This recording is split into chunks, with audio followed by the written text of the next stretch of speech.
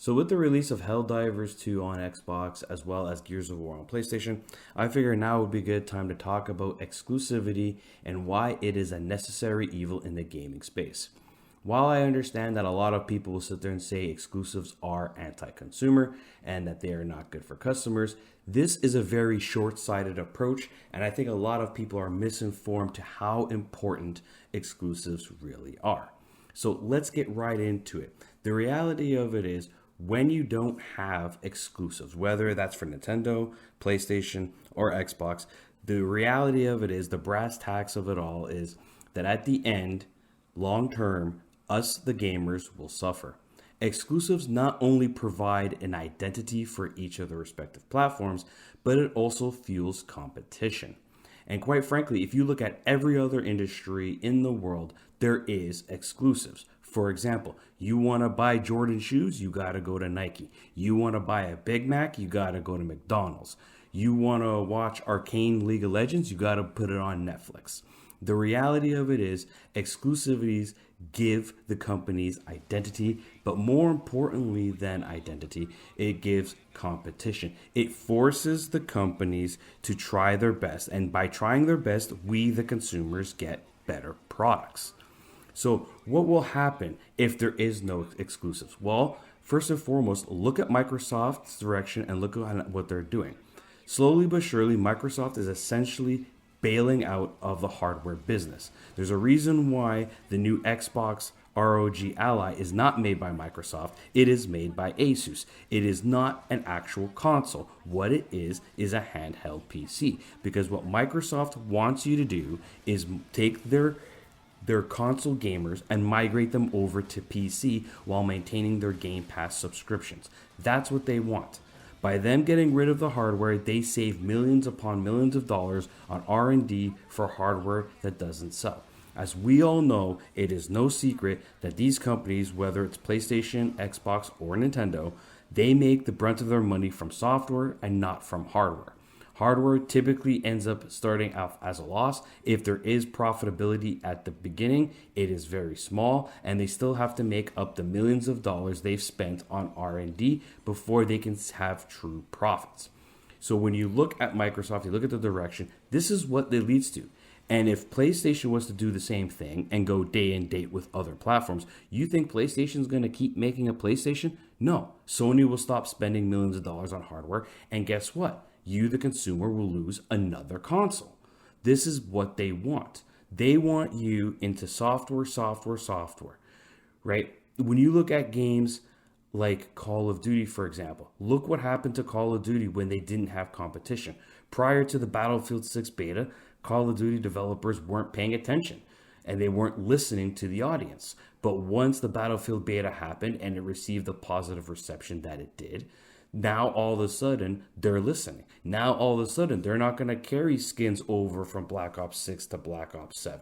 Why? Because it breaks the immersion, and it's something that the community had complained about. But they only took it seriously when their pocketbook was looking like it's going to be in jeopardy. When it looked like Call of Duty might have a harder time because there's real competition.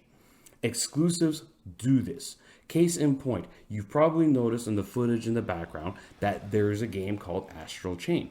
This is a game that is owned by Nintendo, developed by Platinum Games. This game was made because Nintendo flipped the bill. You can think of many other games where this was an example. Case in point, Kena Bridge of Spirits was another game that was a timed exclusive game to PlayStation and PC, but PlayStation helped market the game. Right? The game got notoriety. It got noticed by people because PlayStation flipped the bill for marketing. You see this over and over and over again. There's many examples of games where this works. Hi-Fi Rush is another one, a game that was made by Microsoft. At the end of the day, exclusivity is what drives competition. And with competition means us, the gamers, get better products. I already mentioned Call of Duty. What happens to Call of Duty? Right? Now you look at PlayStation. With Microsoft suffering the way it is, you think PlayStation's going to try the way they are? No, they're not going to try the way they are. We're going to get more and more crappy slop than ever before. I previously made a video talking about why independent developers are so important, because they get away from the corporate slop. Because independent developers, not only do they have the creative freedom to create what they want to create, but they're in competition with everybody else, and especially these big corporations, for your dollar.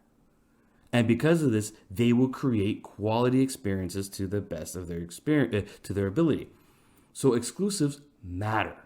They matter because, quite frankly, if you look at every other industry, if you take McDonald's Big Mac, if you could get a Big Mac anywhere else other than McDonald's, you think McDonald's is the number one food chain the way it is? No, they might still be number one, but they won't have the big lead that they have currently. If you look at Netflix, Netflix has a lot of exclusive content. It's the same thing. If you don't have exclusive content, people have less and less of a reason to invest in your platform. And if they have less of a reason to invest in your platform, then guess what? Your platform will diminish. Xbox has already seen this, but Microsoft's approach is to go to PC. So despite the fact that, yes, I understand that people are saying, wait a minute, exclusivity is anti-consumer. You're right. It is anti-consumer. And in the short term, having games on every platform, even though it would be great, is still bad long term. Why do you think Nintendo won the console war? They didn't win the console war because they were putting their games everywhere else. When you look at the brass tacks of it all, and you look at everything that regards with Nintendo, why are they still in business? Why is Nintendo Switch 2 the fastest selling console ever in history? Plain and simple. It's because if you want to play Mario Kart, you want to play Donkey Kong, you have to have a Nintendo Switch. There's no other way to legally do it. So exclusives matter, plain and simple. Yes, they're anti-consumer. Yes, it's not fun where you can only invest in one platform and you miss out on a game. This is 100% true. But the competition that it fuels means better overall products for everybody. And that's just the way it is. There's no ifs, there's no ands, there's no buts. Nintendo is the longest and oldest running console manufacturer presently, and there's no signs of them slowing down. They have no desire, no announcement of any kind, no inkling of any kind that even suggests that they will go the multi-platform route. Because Nintendo knows that if they were, it would diminish the Nintendo brand. It would diminish the console that they've built, the ecosystem that they've built. You can say that Nintendo's anti-consumer, and yes, they are. They make some very shady practices. The game key cards, we all know about them and how shitty they are. But it doesn't change the fact that Nintendo is in the position that they are in because of their exclusivity. Microsoft, the Xbox console has fallen because of the lack of exclusives. And with PlayStation is currently doing a hybrid approach where, certain games are launching exclusively on PlayStation at first and then coming to other platforms later, whether that be PC or Xbox or what have you, with the exception of live service games. But if PlayStation were to go day and date with PC or any other platform with all their games, you think PlayStation 5 or the PlayStation 6 would sell that well? No, it won't. I've seen many people already talk about that, saying that if they went day and date with PC, they wouldn't have a PlayStation. I know. I'm also one of these people. Because the reality of it is, it diminishes your brand. Regardless of how we, the community, feel about it, exclusivity is a necessary evil in this business, whether we like it or not. If you want quality experiences, if you want to continue to have quality experiences that push the envelope more and more, you need competition, and competition is fueled by exclusives. This is Veteran Gamer, and I hope to see you guys next time.